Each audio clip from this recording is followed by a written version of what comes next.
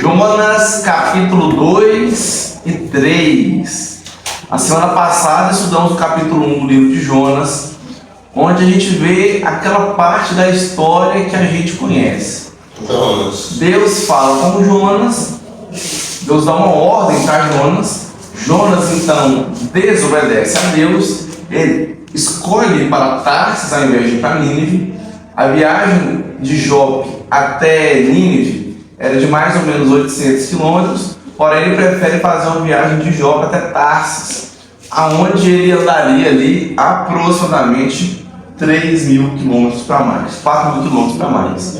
Então, Jonas vai para mais longe, Jonas vai para mais distante, porque ele queria se afastar de Deus. Jonas queria se afastar da presença de Deus, essa é a verdade.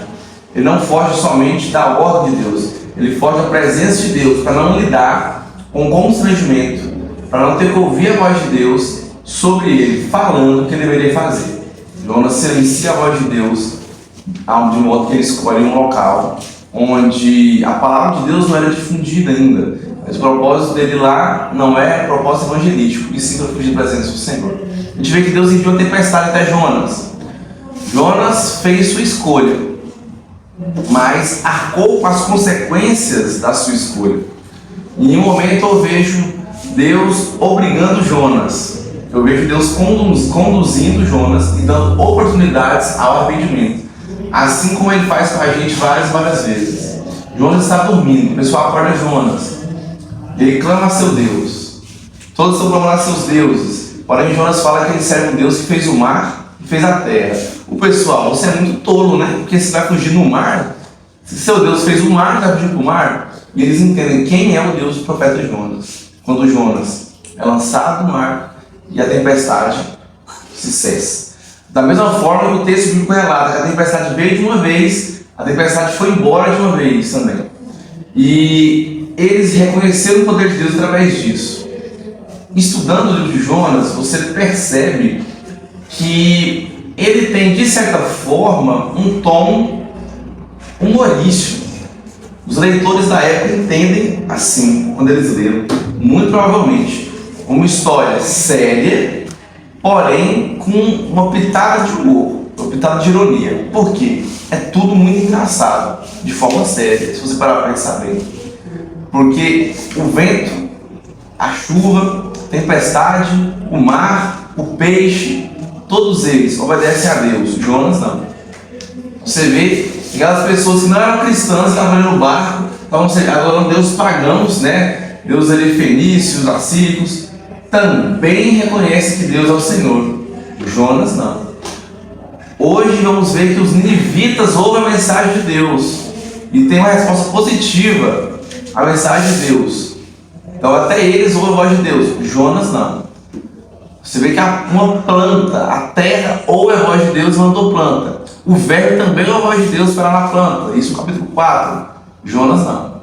Jonas com o coração endurecido. Então o protagonista, né, apesar de que o personagem principal é Deus e não o próprio profeta Jonas, porque esse livro mostra o agir de Deus, a misericórdia, a bondade de Deus. Então Jonas, de certa forma, ele fica satirizado, querendo ou não. E Jonas foi engolido por um grande peixe. Deus prepara um grande peixe para tragar Jonas. Deus livra Jonas ao engolir um grande peixe.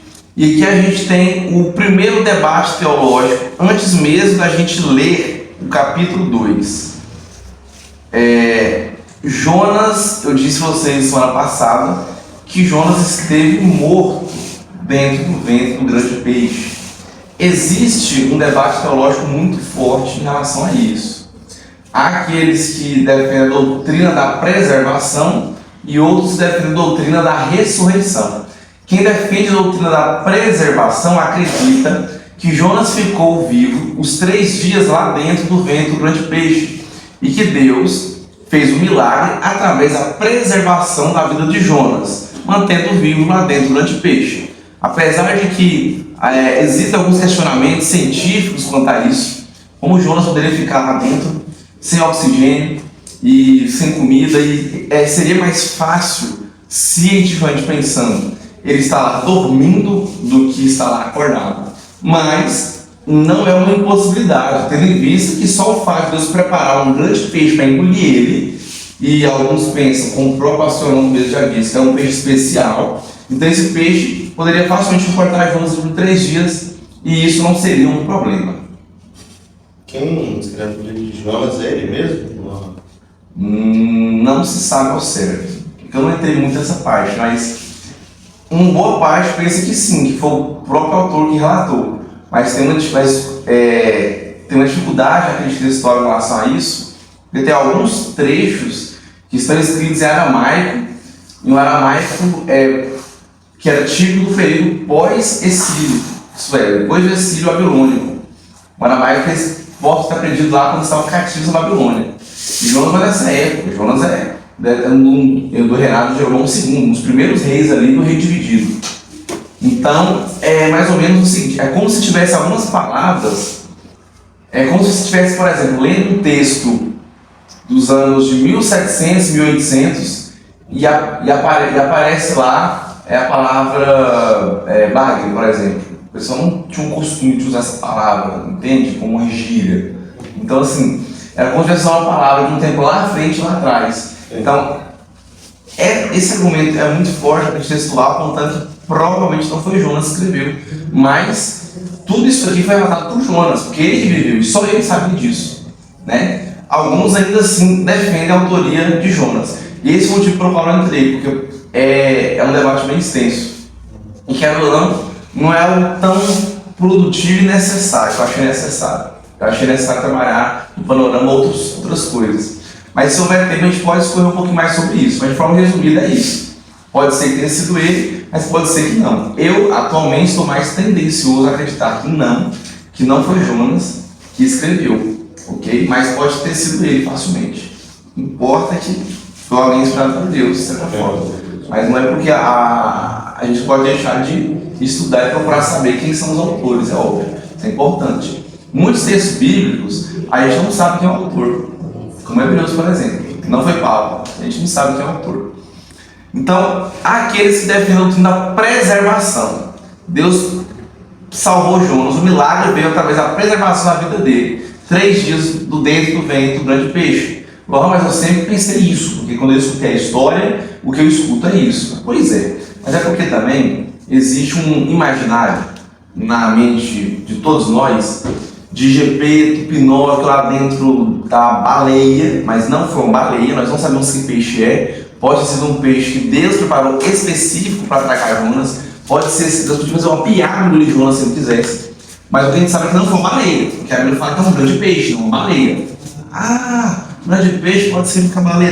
Não pode ser uma baleia. Não pode. Se fosse baleia, o texto vai falar baleia. Grande peixe. Palavra aqui para grande peixe, ok? E a gente tem essa ideia de Jonas vivo lá dentro. Faz uma fogueirinha, né? Pois é, não. Isso aí é porque Pinóquio é uma paródia de Jonas. Então isso ajudou a difundir essa ideia popular. Porém, existem teólogos sérios que defendem, argumentam a doutrina da ressurreição, isso é, Jonas esteve morto lá dentro. E eu estou fechado com eles. Por vários motivos. Por quê? O que a doutrina da ressurreição diz? Que Jonas, ele desmaia. Nós vamos entender isso melhor lendo o capítulo 2. Capítulo 2, ele traz essa ideia. E Jonas acorda no ventre do grande peixe. Faz a sua oração. E então o peixe cospe ele imediatamente. Porque o primeiro versículo já diz que Jonas orou de dentro do ventre do grande peixe. Essa oração de gratidão. A gente tem que entender aqui que a oração que Jonas fez, ela é uma. Aí fala, ele estava acordado, você lembrou do grande peixe, estava acordado. Não quer dizer que estava acordado, porque lembrou do grande peixe. Parece uma ação lógica simples, não é. Ele pode muito bem ter estado desmaiado, aliás, morto mesmo, morreu com a comida. Ter acordado no 3º dia, isso lembra alguma coisa? Pois é, essa pessoa citou ele mesmo. E esses são os principais argumentos. Essa ação de Jesus é os principais argumentos para aqueles que defendem que Jonas esteve morto. E Jonas acordou, então ele ora agradecendo a Deus, porque ele ainda está vivo. Isso é perfeitamente possível dentro do texto. A conclusão desse debate é o seguinte: As duas leituras são possíveis. Não dá para um ridicularizar o outro. Não dá. Não é aquele negócio assim, não. É mais esse e aquele, não. As duas leituras são possíveis. E em cada uma delas, um milagre de Deus está aqui. Ou Deus preservou a vida de Jonas, ou Deus devolveu a vida de Jonas, né? Ressuscita Jonas ali. As duas coisas são perfeitamente possíveis aqui dentro do texto. Mas por que então, penso eu, que ele, não somente eu, é óbvio, ele provavelmente passou esses 3 dias morto? Um dos principais motivos, a citação de Jesus ela fica muito mais forte quando Jonas de fato morreu. Lembra que a gente leu no panorama semana passada, no culto de jovens, antes do EBD, no sábado, que no texto lá de Mateus capítulo 12, versículo 38 e 42, Jesus fala: vocês querem um sinal? Nenhum sinal será dado, senão de Jonas. Qual é o sinal de Jonas? Jonas ficou 3 dias no ventre de peixe. Da mesma forma que Jonas ficou 3 dias no ventre de peixe, eu ficarei 3 dias no coração da terra. Jonas ficou como dentro do ventre durante esses 3 dias? Morto. Porque Jesus ficou como dentro do coração da terra nesses 3 dias? Morto. E Jonas ressuscitou. Jesus, vou ressuscitar também. Então ele está apontando para isso. Ó, o exemplo de Jonas ficou 3 dias lá, o cara também. Só que Jonas voltou, eu também vou voltar. É isso. Então, ele ganha mais força essa fala de Jesus. Se Jonas esteve morto, ele ressuscitou. Mas tá, no texto de Jonas, tem imagem para isso? Falou que tem? Tem. Vamos ler aí. Vamos entender que isso aqui a gente vai ler um salmo, porque praticamente um salmo. É a parte mais poética do livro de Jonas. Era muito comum naquela época isso, tá? Nós provavelmente cresceu ali ouvindo os salmos, né? Os salmos de Davi, cânticos. Então, Jonas ele expressa a sua gratidão a Deus em forma de uma oração de gratidão em forma poética, ok? Em forma poética. Então, Jonas, do ventre do grande peixe, orou ao Senhor seu Deus e disse: na minha angústia clamei ao Senhor, e ele me respondeu: do ventre do abismo gritei, e tu me ouviste a voz. E que é interessante, né? Parece realmente um salmo dessa parte. Né? A minha angústia clamei ao Senhor e ele me respondeu. Parece que Davi clamando. Pois é. Notem uma palavra interessantíssima que aparece aí. A palavra abismo. Abismo. Dependendo de outras versões, dependendo de outras versões, vai estar a palavra original hebraica, que é Sheol. Estamos falando na Séfia. Sheol. O Sheol, quem era o Sheol? A palavra grega, ou a palavra hebraica, Sheol, ela significava sepultura, até mesmo inferno, tá? Mas no contexto aqui é sepultura. Jonas diz que desceu a sepultura. É Jonas que fala: eu morri, cara. Eu morri. Lá vem aqueles... Não. Isso aqui é uma poesia. Na poesia a gente tem uso de hipérboles, exageros. Temos mesmo, isso é verdade. Né? Temos várias vezes uso de hipérboles e exageros na poesia. Então, o cara falar que ele morreu, dá margem para talvez ele não ter morrido e ele só ter passado perto da morte. Sim. Né? Não vou ridicularizar quem pensa que Jonas esteve vivo, porque é uma leitura possível dentro do texto. Porém, a gente tem que levar em conta o máximo possível a literalidade e outra. Apesar de que esse texto é um salmo, aliás, ele lembra um salmo, ele é uma oração poética, ela conta dentro de uma narrativa histórica literal. Então, o contexto do livro em que ela está inserida é muito importante para fazer a exegese dela. Então, eu prefiro fazer a leitura literal. Jonas está falando que ele estava dentro do ventre do abismo, isso é, como se o fundo do mar fosse o abismo, fosse a sepultura, o Sheol, e tragou ele, engoliu ele. Até mesmo que fica mais irônico ainda, porque Deus tira ele de dentro do ventre do abismo, isso é, Deus tira ele de dentro do ventre da morte para salvá-lo da morte, na morte através do ventre do grande peixe que engoliu ele. Deu para entender? Se o começo fosse encarado como poético, aí a exegese seria até diferente. Né?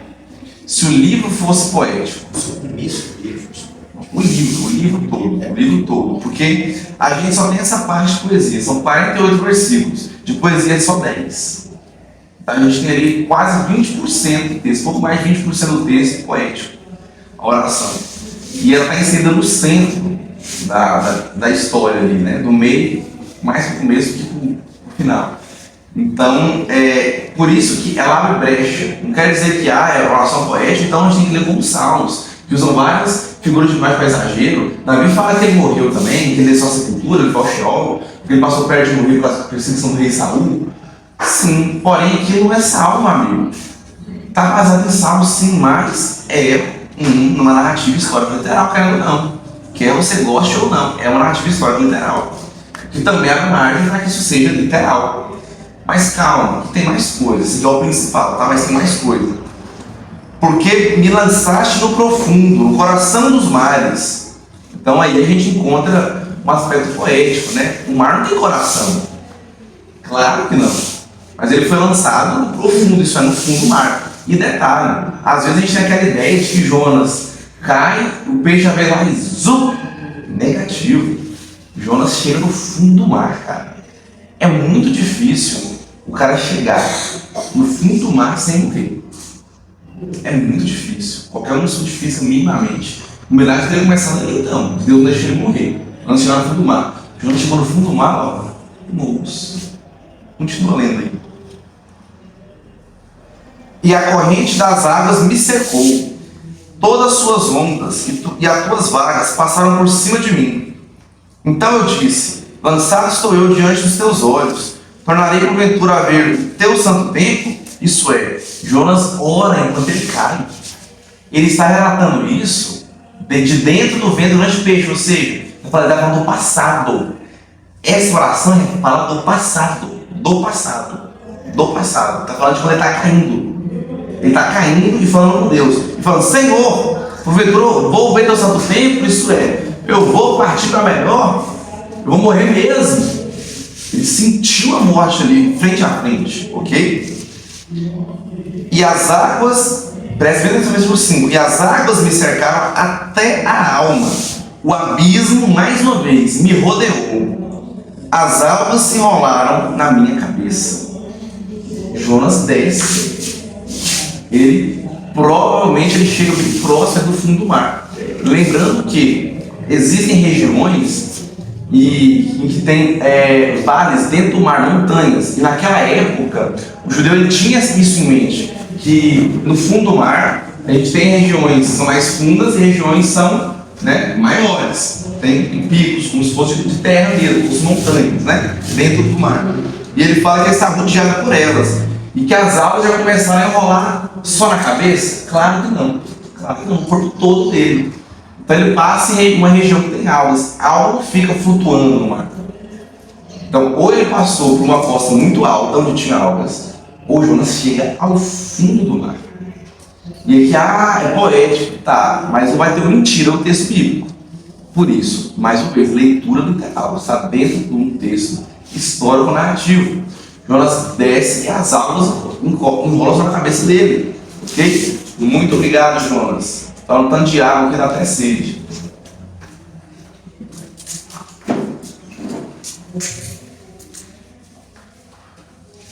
Continua a leitura. Desci até os fundamentos dos montes. Ó, eu falei para vocês, das montanhas por dentro dos mares. Desci até a terra, cujos fervores se correram sobre mim para sempre. Está muito claro aqui. É como se Jonas tivesse chegado ao fundo do mar. Ou pelo menos é o que ele pensa. Porque ele pode ter desmaiado, ou melhor, morrido antes de chegar no fundo. Ok? Contudo, fizeste subir da sepultura a minha vida, ó Senhor meu Deus.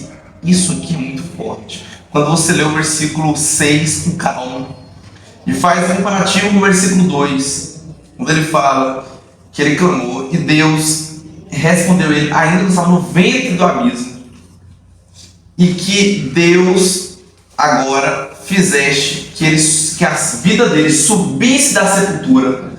Me desculpa, eu não consigo ler isso como algo poético, como um império, como um exagero, apenas simplesmente uma figura de linguagem. Eu passei tão perto da morte que eu quase morri. Isso me livrou. É como se eu tivesse sido livrado da morte, de forma figurada. Lembra de Isaac? O sacrifício? Isaac era para ser sacrificado. Quando Deus viu que Abraão ia matar Isaac, opa, não. Aí o autor aos Hebreus, interpretando essa passagem, diz que isso é uma tipologia de Cristo, era para apontar para Cristo. O Isaac não fez nada, mas ele ia ser morto como um cordeiro, que foi morto no lugar dele, inclusive. Tem duas tipologias numa passagem só. E que, de certa forma, prefiguradamente, da morte Deus o recobrou. Isso é como se Isaac tivesse ressuscitado figuradamente, de forma figurada. Por quê? Porque ele passou perto de um rei, ele ia morrer, mas Deus não deixou. Então, alguns tentam trazer esse tipo de interpretação para Jonas, para tentar refutar, na minha visão, que é muito claro nesse texto aqui, Jonas morreu. Para dizer que, na verdade, Jonas, e mais uma vez, isso é uma leitura possível, tá? Possível, não tá errado, pode estar certo também, tem mais que os dois. Pode ser isso mesmo, pode ser que seja de forma figurada, que Jonas esteja falando que Deus o livrou da morte de forma figurada, que ele ficou vivo realmente. Porém, a leitura menos difícil desse texto é entender que Jonas ficou desmaiado. É a leitura menos difícil desse texto. E que Jonas diz aqui literalmente que Deus o trouxe à vida, da sepultura fizeste subir minha vida. Aí agora, olha a poesia. Eu desci para a morte, o Senhor me fez subir para a vida. Olha o paralelo aí. O Senhor me fez subir a vida. Versículo 7. Quando dentro de mim desfalecia a minha alma, eu me lembrei do Senhor. Isso é, enquanto ele estava morrendo, ele clamou ao Senhor. Eu tinha como ele clamou ao Senhor enquanto ele dormia. Então ele está orando, agradecido dentro do ventre do grande peixe, porém falando do passado, que foi há 3 dias atrás, ou segundo alguns minutos atrás, enquanto ele estava descendo, Deus o livrou da morte. E Jonas estaria muito mais grato, todo jeito está grato, né? Se ele tivesse voltado da morte, sem dúvida nenhuma, né? Mas vamos lá. Eu me lembrei do Senhor e subiu a ti em oração no teu santo templo. Os que se entregam à idolatria vã abandonam aquele que lhes é misericordioso. Grave bem essa frase. Quem se entrega a idolatrar coisas falsas, ídolos falsos, colocar coisas, colocar objetos, pessoas que não deveriam, no lugar de Deus, colocar o dinheiro, por exemplo, no lugar de Deus, essas pessoas abandonam o Deus misericordioso. Porém, Jonas deveria se agarrar mais a esse Deus misericordioso. Ele era um servo de Deus, boca de Deus, profeta do Senhor, porém tinha algo no coração dele que Deus queria trabalhar. Jonas, não seja preconceituoso com os ninivitas. O preconceito, ele era exclusivista. Ele achava que só o povo de Deus deveria ser salvo, os ninivitas não. Então Jonas deveria ouvir melhor até mesmo o que ele disse aqui. Versículo 9 e 10. Mas com a voz do agradecimento eu te oferecerei sacrifício. O que votei pagarei. Ao Senhor pertence a salvação. Isso é. Como assim o que eu votei pagarei? Tem um voto aqui. Se você é profeta do Senhor, provavelmente ele tinha um voto de obedecer ao Senhor. E ele descumpriu esse voto. A ira de Deus caiu sobre ele. Simples. Simples. Eu não consigo ter uma leitura muito calvinista desse texto no seguinte aspecto. Alguns calvinistas falam o seguinte: Deus não respeitou o livre-arbítrio de Jonas. Deus foi lá e fez Jonas ir lá e pegar do mesmo jeito. Não, isso eu não consigo ler esse texto. Não dá. Para mim é o seguinte: Deus pune Jonas. Só que até na punição de Deus há misericórdia, a graça estendida.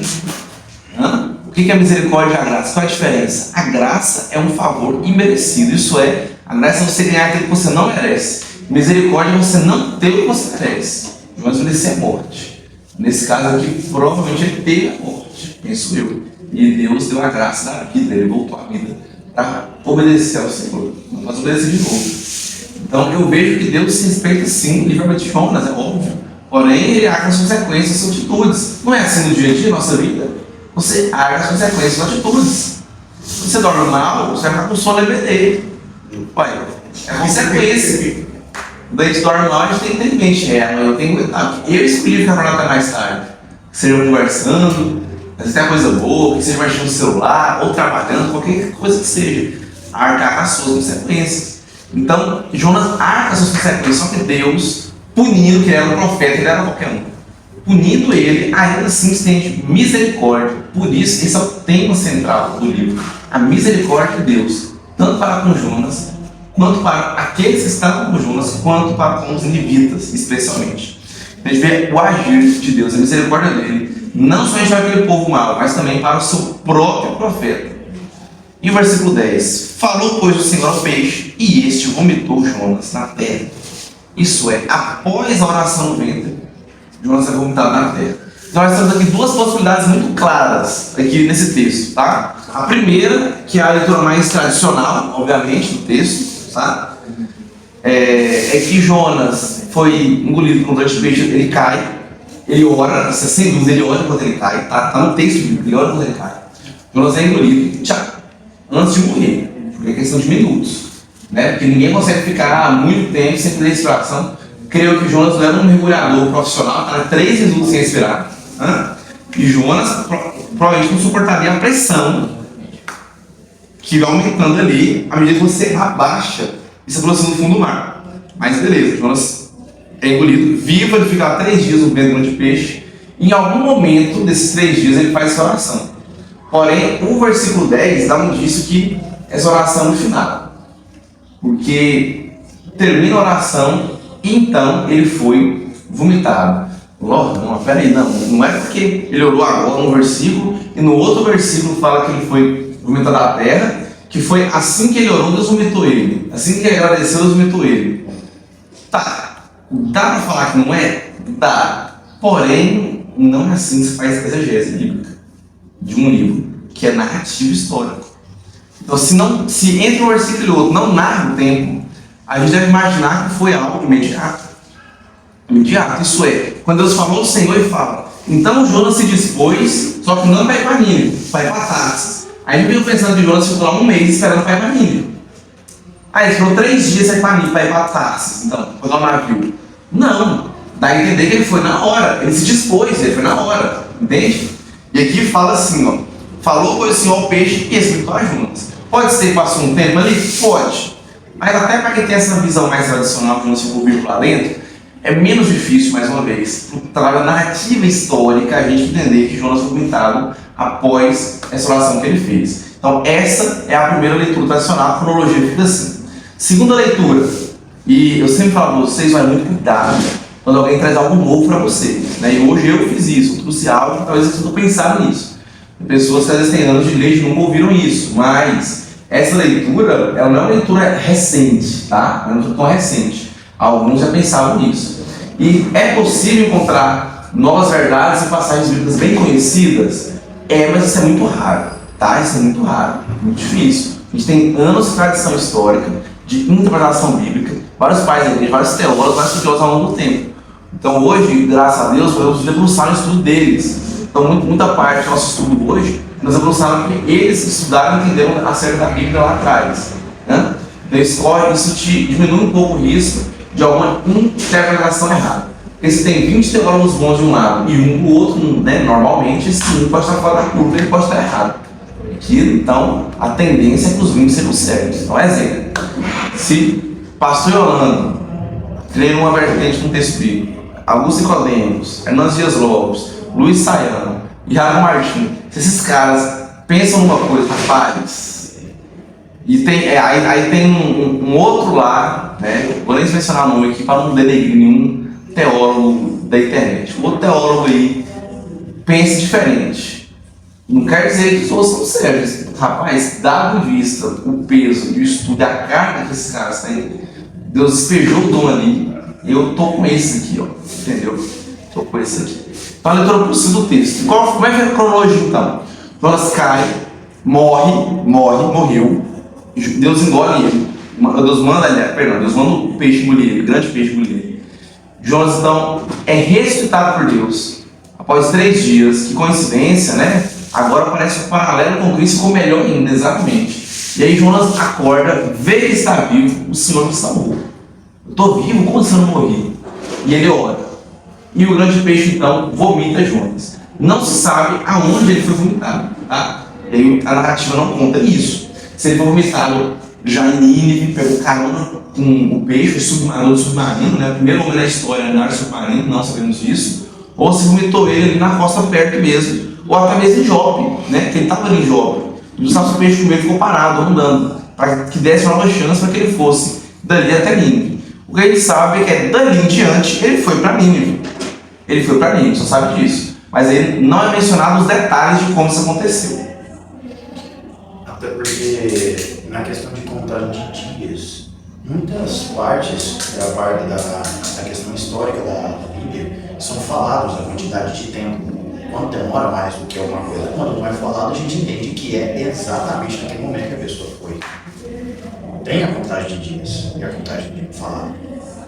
Existe uma coisa na teologia chamada de argumento do silêncio. A gente não, normalmente, eu não gosto não, é muito raro. Tem situações que cabem, tem situações que não, normalmente não. O que é o argumento do silêncio? Ó, se não está falando isso, então é aquilo. Tem hora que isso faz sentido, por exemplo. É que não fala não fala assim, a modo de não deixar dúvidas, né? Pra gente fala claro, ele morreu, mas não fala de modo a não deixar dúvidas que ele morreu. Também não fala que ele ficou vivo. Não fala isso. Então, o argumento do silêncio ele não é, nós ajuda os dois lados aqui, nessa história, beleza? Então temos uma grande questão aí, talvez você lembre em casa, não imaginasse, né? É só o capítulo 2, é só uma oração poética. Como que vai ser o texto mais disputado em todo o livro de Jonas? Pois é a questão mais disputada, porque todo o resto é bem tranquilo de entender, né? Por ser narrativo histórico e não divide muitas opiniões não.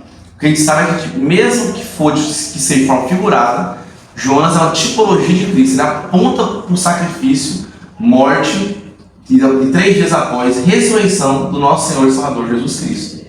Mas se ele tiver morrido, essa menção fica ainda mais forte. E é o que eu penso no momento.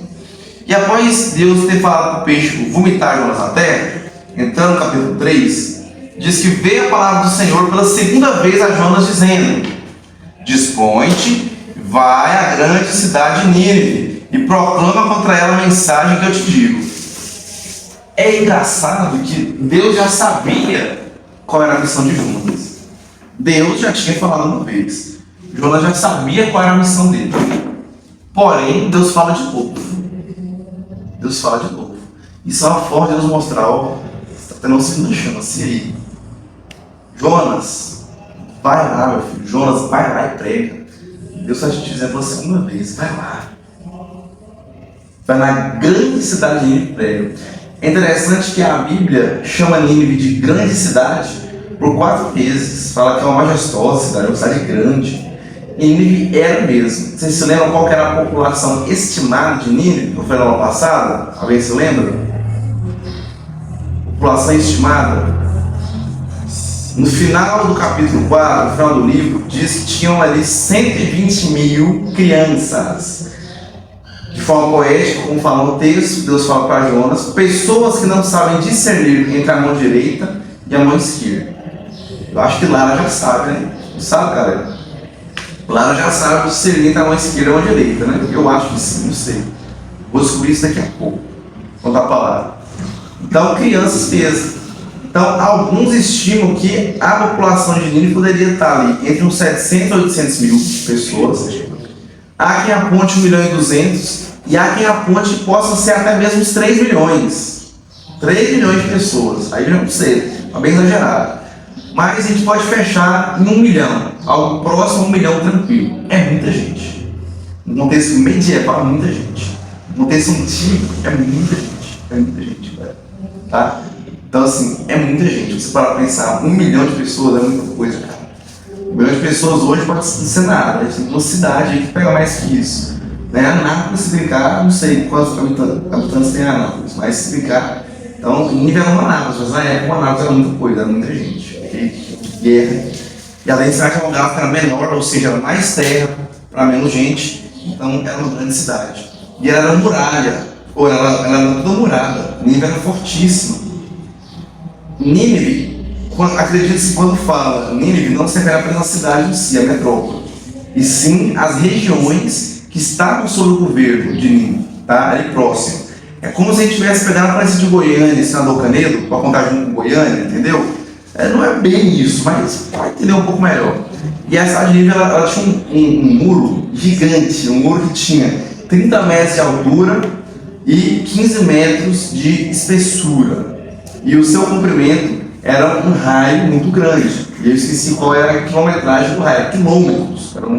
Era de comprimento, de circunferência. Era quilômetros de circunferência. Mas eu não me lembro agora o tamanho. Só a altura e a espessura. Cara, 15 metros de tijolo, cara. Tipo assim, insano. E 30 de altura. Como é que você entra num negócio desse? Não tinha drone na época, né? Não tinha avião, não tinha modo, você chegar voando por cima. Não tinha como. Então, essas muralhas seguravam de mesmo. E os caras eram altos. Por isso Deus falou, você vai lá falar com eles, vou destruir eles em 40 dias. E eu estou dando uma misericórdia para eles. Eu vou dar uma chance para eles se arrependerem. E por isso Jonas não foi. Porque Jonas não queria que eles se arrependessem dos pecados. Jonas queria que eles morressem. Jonas mesmo fala, ó Senhor, eu sei que tu és misericordioso. Então Jonas sabia que se eles ouvissem a pregação e se arrependessem, Deus nos perdoaria. Ele usa o seu conhecimento teológico para o mal. Ele não usa o seu conhecimento teológico para edificar pessoas, para salvar vidas. Ele usa o seu conhecimento teológico para matar uma cidade inteira, uma nação inteira. Olha para você ver. Jonas dessa vez se dispôs também? Sim. Levantou-se, então acredita-se que foi algo imediato, apesar de que não fala os dias. Levantou-se, pois Jonas, e foi a Nínive, segundo a palavra do Senhor. Ora, Nínive é uma cidade muito importante diante de Deus, de 3 dias para percorrer. Mais uma vez, esse livro deixando claro que Nínive é uma cidade muito importante, mas agora aos olhos de Deus, não somente aos olhos dos homens, pelo seu tamanho e magnitude, mas é uma cidade muito importante. Isso é, para Deus todo mundo é importante, mas não. Jonas é importante para Deus, que ele salvou ele, não é? Mas o povo desse mal, o povo que estava planejando atacar o povo de Deus, daquele uns 30 anos mais ou menos, atacar o povo de Deus, esse povo aí, pois é, esse povo Deus está falando, esse povo é importante para Deus, muito importante diante de Deus, tanto que Deus está de olho. Então todas as vidas importam. Todas as vidas são importantes para Deus. Teve movimento em 2020 no futebol, né? Rashford do Manchester United foi um dos precursores desse movimento também, um dos pivôs, que é o Black Lives Matter, né? Vidas negras importam, aquela mãozinha assim. Isso, então. Sim, mas as White Lives também, né? As Party Lives, falam parte do inglês, todas as vidas importam diante de Deus. Quem faz distinção de cor é nós, de raça é a gente, né? Que é racista. Quem está sendo racista aqui? Jonas, racista. Judeu sim, levita não, que morre por vocês. Racismo. Deus não. Para Deus toda vida importa. Então, all lives matter. Todas as vidas importam. Todas as vidas importam. Ok? Todas as vidas importam diante do Senhor. Então, quem é você para não considerar todas as vidas? Ok? Então, querendo nessa passagem acaba, de certa forma, tangenciando um pouco essa questão do preconceito, né? Porque Jonas tinha um grande preconceito. Assim, os judeus no geral, tá? Não é só Jonas não.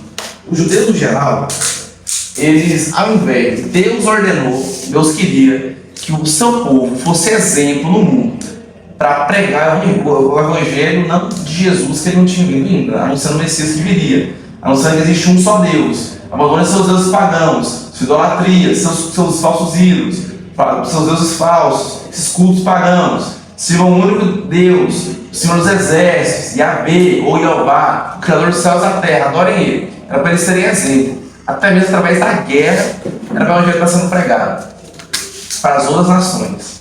Então, o povo de Israel era o povo escolhido para ser exemplo, para proclamar o nome de Deus às outras nações. Porém, eles se colocam no lugar de Deus e preferem não falar nada das outras nações, torcendo que elas pereçam. E isso está muito bem representado através de Jonas.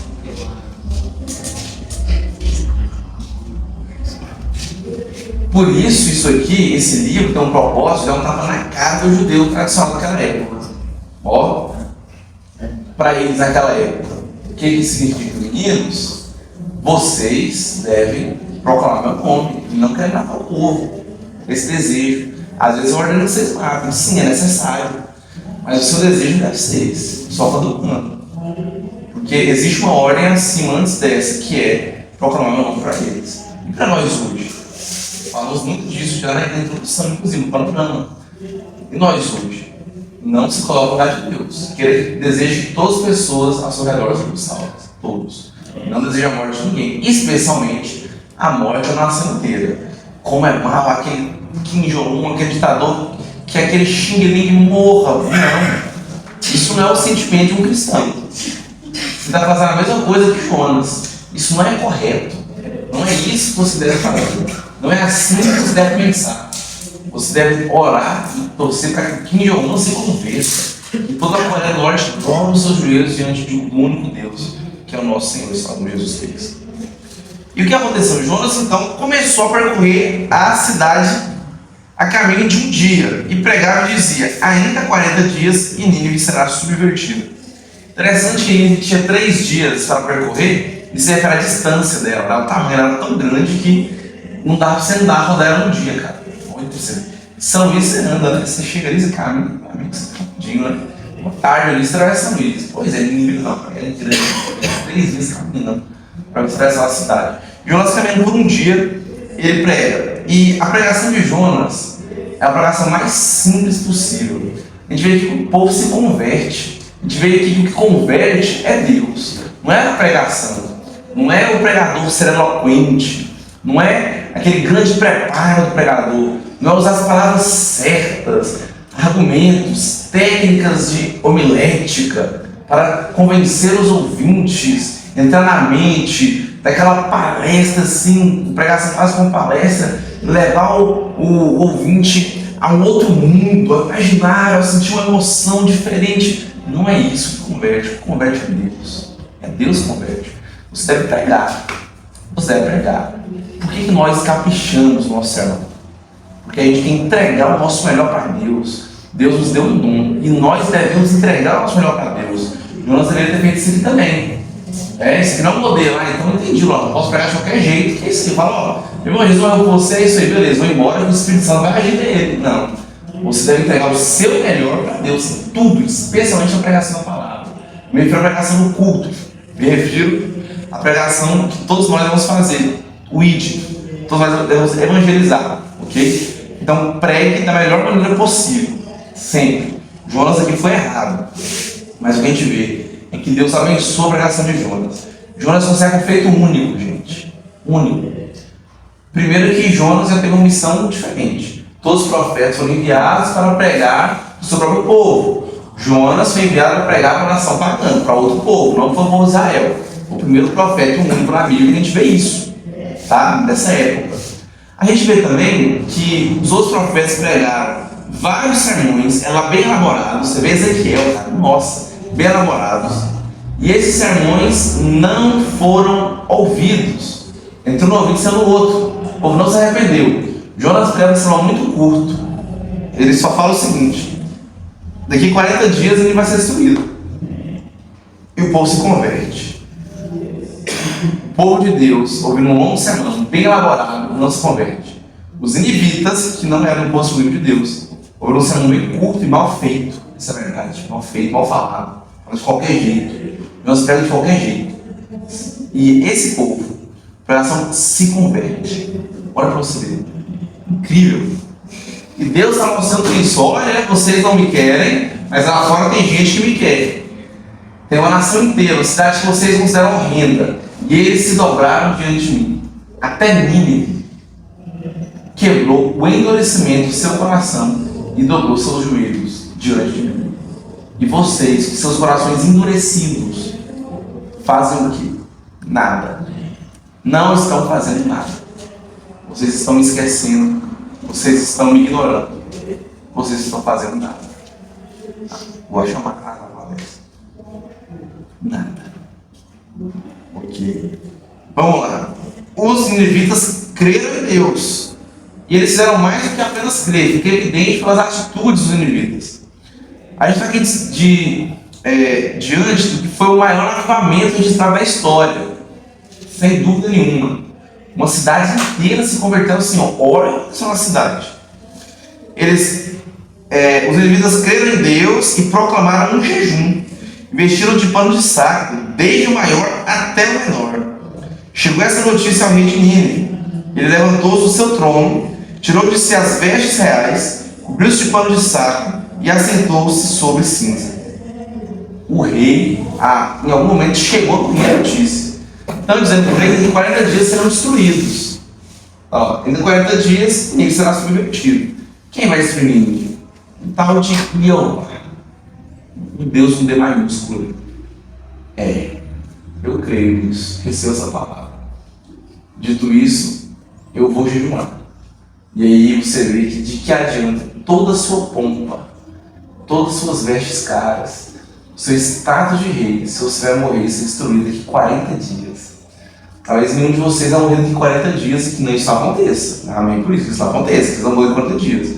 Mas pode ser daqui 40 anos, ou daqui 80 anos, não importa, você vai encarar a morte. Não adianta se você está usando tênis da Nike, da Adidas, do mais caro. A roupa que você está usando, o que importa é se assim como esse rei você se dobrou diante do Senhor. E às vezes nem rei você é, né? Você não quer se dobrar diante de Deus. Então o rei foi além. E rapaz, isso não pode ficar só para mim. Isso tem que chegar nos outros. Uma pessoa que recebe o evangelho de verdade, ela não consegue ficar o evangelho só para ela. Ela necessita, né, de levar o evangelho para os outros. Porque é a boa notícia, é algo muito bom. Quando algo é muito bom, você quer levar para os demais. Então ele fez proclamar e divulgar em Nínive. Então ele proclamou e divulgou em toda Nínive, por mandato do rei e seus grandes, nem homens, nem animais, nem bois, nem ovelhas, provem coisa alguma, nem levem ao pasto, nem bebam água, mas serão cobertos de pano de saco, tanto homens como animais, e clamarão fortemente a Deus, e se converterão cada um do seu mau caminho e da violência que há em suas mãos. Quem sabe se voltará a Deus e se arrependerá, e se apartará o furor da sua ira, de sorte que não pereçamos. E aqui, o rei usa Deus com D maiúsculo. É o nome de Deus. Lembra que a gente falou nessa passagem, em Jonas 1? Ele não fala Deus, um Deus, um dos deuses que eles eram politeístas. Não. É o Deus mesmo. O Senhor dos Exércitos, o verdadeiro Deus, o Deus de Jonas, aquele que está pegando a mensagem. E lembra que eu falei que é um livro cômico, de certa forma? Ele é para ser um pouco engraçado, só que é uma verdade e é uma verdade séria, né? Aquela palavra séria que do nada você dá aquela risadinha assim, que também demonstra que não há nenhum problema no preletor, né, utilizar algum tipo de humor durante seu sermão. Não há nenhum problema nisso, desde que seja de forma controlada e que não perca o foco da mensagem. E que, de certa forma, a sua pregação se torne um stand-up e gosta. Isso não é legal. Ouvir contando histórias demais, para estar engajado. Não é assim que funciona. É a pregação da palavra que convence. Não é uma historinha, então prega a palavra. Pregue a palavra de Deus, que Deus vai trabalhar na sua pessoa. Mas, como eu falei para vocês, pregue da melhor forma possível. Da melhor forma possível, sempre. Deus é o melhor para o Senhor. E é engraçado, até os animais se convertem em Jonas não. Até os animais. O povo pagão se converte, Jonas não. É endurecido, que eles morram. Vocês vão ver isso no capítulo 4, de forma mais clara. A gente vai ser semana que vem. Até os animais jejuaram. Até os animais se vestiram de pano de saco. Jonas não. Cara, não dá. A gente ri pra não chorar, né? É engraçado. Como se não fosse trágico. Trágico. Até os animais jejuaram. Até os animais ficaram sem comer. O rei não perdoou nem os bichinhos. Por quê? Está em pecado também, irmãos. Os bichinhos estão na cidade de pecado também, para mostrar arrependimento genuíno. Isso até nos animais que são em jejum. A relação toda. Okay? Mas o principal propósito é isso. É ironizar Jonas. Ironizar os judeus que leram isso na época. Os judeus que leram ao longo dos anos. Ironizar nós, quando não dobramos nosso coração diante do Senhor. Desejamos a morte do outro, ao invés da salvação do outro. Até mesmo os animais se dobraram diante do Senhor. E Jonas não. Jonas não. Uma planta se dobra diante do Senhor. Um verme se dobra diante do Senhor. E Jonas não. Você é quem? É o verme? É a baleia? Baleia não. Grande peixe. Quem você é? Você é os ninivitas? Você é um daqueles que estavam no bar? Um dos animais aqui, bois, ovelhas, que se dobraram diante do Senhor? Você é Jonas, que tem esse coração endurecido e é ignorante e torce pelo mal dos outros. Lembra que Jesus falou para João e Tiago, eles, nós pregamos ali, Senhor, eles não quiseram receber a tua palavra, vamos mandar fogo do céu consumir eles, filhos do trovão. Que isso? Não, esse não é o propósito, esse é o objetivo, não é matar os céus, pregar para os caras. Se não ouviram, beleza, entra na casa, sai, sacode o canto todo pé e vai embora. Sua parte você fez. Nem todos vão ser bons indivíduos e receber o Evangelho.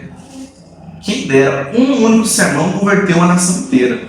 Sendo que já era povo de Deus, ouvia vários sermões bem elaborados, de vários profetas. A gente pode citar aí Isaías e Jeremias, dos principais, Daniel, Elias, e cadê? E não se convertem. Aqui até os animais se dobraram ao Senhor. O que era esse jejum? E essas cinzas, pano de saco, o que era isso? Era uma forma de mostrar que eles estavam arrependidos. Isso aqui era um costume judaico, inclusive, né? Então, provavelmente, Jonas pode ter instruído, tá? Uma possibilidade muito clara, mas pode ter instruído para eles como eles deveriam proceder. O rei pensou 2 vezes, ouviu, e os demais fizeram a mesma coisa, e o rei ordenou que as atitudes dos animais fizessem isso. Então, isso é, acima de tudo, um ato de humilhação diante de Deus. Todo jejum é um ato de humilhação diante do Senhor. O jejum ele deve ser feito com algum propósito. Você não acorda hoje, que belo dia chuvoso, irei jejumar. Jejuma, entrega jejum para Deus e vai embora. Não é assim que funciona o jejum. Você jejua com algum propósito. E o jejum ele traz um sentimento de tristeza. Você jejua pelo seu pecado, especialmente. Muitos jejuns sabem por causa do seu pecado. Você jejua porque você não quer pecar mais. Você quer se libertar do seu pecado.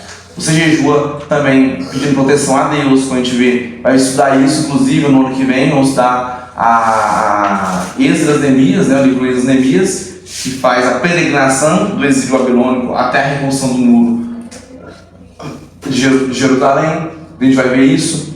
Então, assim, você...